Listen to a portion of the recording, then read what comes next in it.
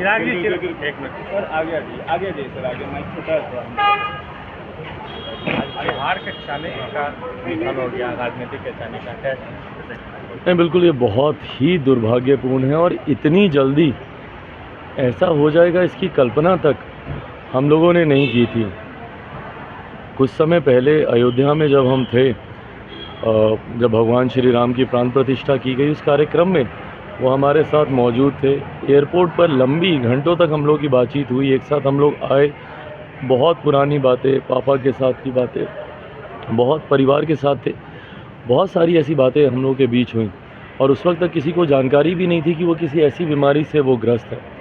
कुछ समय पूर्व जब ये जानकारी आई, पहले तो उसी पर ही हम लोग को विश्वास नहीं हुआ, और आज वो हम लोग के बीच नहीं है, इस बात की कल्पना तक करना इतना कठिन है। एक ऐसे व्यक्ति जिन्होंने इतना सादगी भरा जीवन उन्होंने हमेशा व्यतीत किया, रहन सहन खान पान पर हमेशा ध्यान देने वाले वो व्यक्ति, क्योंकि मुझे याद है मेरे नेता, मेरे पिता आदरणीय रामविलास पासवान जी के साथ एक सहयोगी, एक साथी की भूमिका में वो रहे।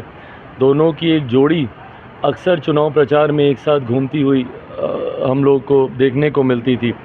तो ऐसे में आज मेरे लिए ये दोहरी क्षति है, जहाँ एक तरफ मैंने अपने पिता को कुछ समय पहले खोया और उसके बाद जो अभिभावक की भूमिका में थे, आज उनका नहीं रहना यकीनन एक बहुत बड़ी क्षति।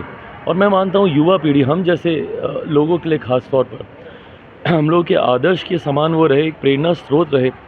आज की तारीख में जितना अध्ययन कर वो अपने विषयों को रखते थे, मुझे नहीं लगता कि कोई और नेता ऐसा है जो इतनी गंभीरता से अपनी जिम्मेदारियों को लेता हो। ना सिर्फ सत्ता पक्ष में जब वो रहे, इवन जब विपक्ष में भी वो रहते थे, जिस गंभीरता से वो तमाम विषयों की जानकारी, उस पर अध्ययन कर रिसर्च कर आप सबके माध्यम से, मीडिया के माध्यम से जनता तक अपनी बातों को पहुंचाने का वो काम करते थे। सत्ता में जब रहे, सरकार की उपलब्धियों को, सरकार के कार्यों को, उसको गंभीरता से रखना। जब विपक्ष में रहे तो विपक्ष की उपलब्धियों, विपक्ष की खामियों को, उनकी कमियों को और पूरे डेटा के साथ, पूरे तथ्यों के साथ वो रखते थे। तो एक ऐसा व्यक्ति जिन्होंने इतना अध्ययन किया, ये हम जैसे युवा पीढ़ी के लिए वो हमेशा आदर्श रहेंगे, प्रेरणा के स्रोत रहेंगे। आज जब वो हम लोग के बीच नहीं है, मैं अपनी तरफ से, अपने परिवार की तरफ से, क्योंकि उनके साथ वो पारिवारिक संबंध हमेशा से रहे हैं, अपनी तरफ से, अपनी परिवार की तरफ से, मेरी पार्टी लोक जनशक्ति पार्टी रामविलास की तरफ से उनको भावभीनी श्रद्धांजलि। परिवार शब्द बहुत कम है, क्योंकि ऐसी दुख की घड़ी से परिवार जल्दी उभर नहीं पाता। मैंने खुद पिता को खोया, मैं समझ सकता हूँ, बट इस घड़ी में परिवार के साथ हम लोग मजबूती से खड़े हैं। तेजस्वी यादव का एक बयान आया है कि जो 14 वाले थे वो 24 में नहीं आएंगे। जो नीतीश कुमार ने बीड़ा उठाया था, लेकिन नीतीश कुमार अब पीछे हट गया है, बीड़ा अब तेजस्वी यादव ने उठाया है। जो 14 वाले हैं उनको 24 में किसी भी कीमत। कौन सत्ता में आता है नहीं आता है, ये बेड़ा कोई व्यक्ति नहीं उठाता, ये जनता उठाती है।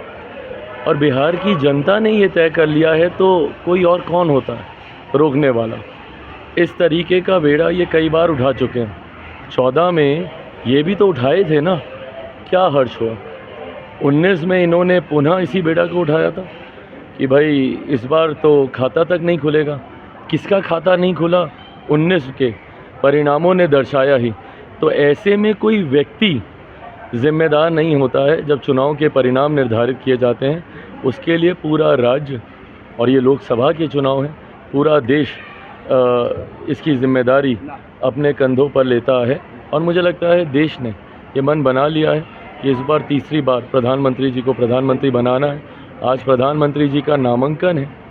नामांकन से पहले ही जिस तरीके का उत्साह देखने को मिल रहा, आज हम लोग भी, तमाम एनडीए के साथी घटक दल उनके नामांकन में मौजूद होंगे। हम भी उसी कार्यक्रम में शरीक होने हम लोग जा रहे हैं। तो ऐसे में उनके नामांकन से और नामांकन से पहले अलग अलग जगहों पे, कल मेरे प्रधानमंत्री हाजीपुर आए थे। हाजीपुर में जिस तरीके का जन सैलाब था, मेरे छोटे भाई और पूर्व मुख्यमंत्री तेजस्वी जी ने हाजीपुर में भी ये बात जाकर कही थी ना कि यहाँ से अगर हम लोगों ने हरा दिया तो हमको मुख्यमंत्री बनने से कोई नहीं रोक सकता।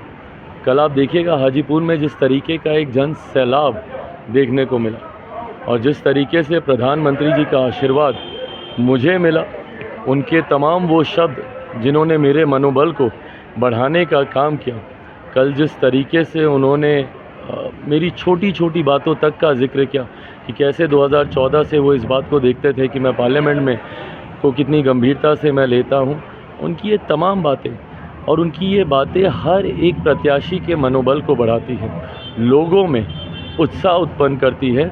और इस उत्साह ने ये बेड़ा उठाया हुआ है कि प्रधानमंत्री जी को तीसरी बार देश का प्रधानमंत्री बनाना है और बहुत जल्द, अब तो दिन भी समीप ही है, 4 जून को परिणामों में देखने को भी मिलेगा। तेजस्वी यादव ने कहा है सर, प्रधानमंत्री जो भावुक हुए थे रामविलास पासवान को लेकर के, तेजस्वी यादव ने कहा है कि ये सब ड्रामा अब करके कोई फायदा नहीं होगा। रामविलास पासवान की पार्टी जो आज वजूद में नहीं है, उसको पीछे नरेंद्र मोदी ने वजूद उसका खत्म किया है। भाई ये लोग ना राजनीतिक लड़ाई या राजनीतिक द्वेष में इतना ज़्यादा उलझे हुए हैं कि कभी व्यक्तिगत संबंधों को ये लोग समझ ही नहीं पाएंगे। इन लोगों में वो भावना ही नहीं है। अगर व्यक्तिगत संबंध को अगर ये समझते तो इनके सामने जो इनकी माँ समान है, उनको जब गाली दी जा रही थी मेरे परिवार को, तो ये आपत्ति दर्ज कराते। अगर ये व्यक्तिगत रिश्तों को समझते जो इनके परिवार के लोगों ने ज़रूर निभाए हैं, मैं श्रेय ज़रूर दूंगा कि आदरणीय लालू जी ने दलगत राजनीति से उठकर, और मेरे नेता ने भी, आज अगर उनके प्रशंसक हर दल में हैं, क्योंकि दलगत राजनीति से उठकर व्यक्तिगत संबंधों को निभाया गया है, जो कि संभवतः इनकी पीढ़ी में देखने को अभाव मिलता है, इसीलिए समझ नहीं पाएंगे। प्रधानमंत्री जी का हर मन से 2020 के विधानसभा के चुनाव हो, क्योंकि वो पहला विधानसभा का चुनाव था मेरे पिता के जाने के बाद। पहली सभा में, अगर मुझे ठीक से याद है तो सासाराम की उनकी वो पहली सभा थी, वहाँ से उन्होंने मेरे पिता को याद किया। हर मन से मेरे पिता को वो याद करने का काम करते हैं, और सिर्फ याद ही नहीं किया, मेरे प्रधानमंत्री जी उस वक्त खड़े रहे।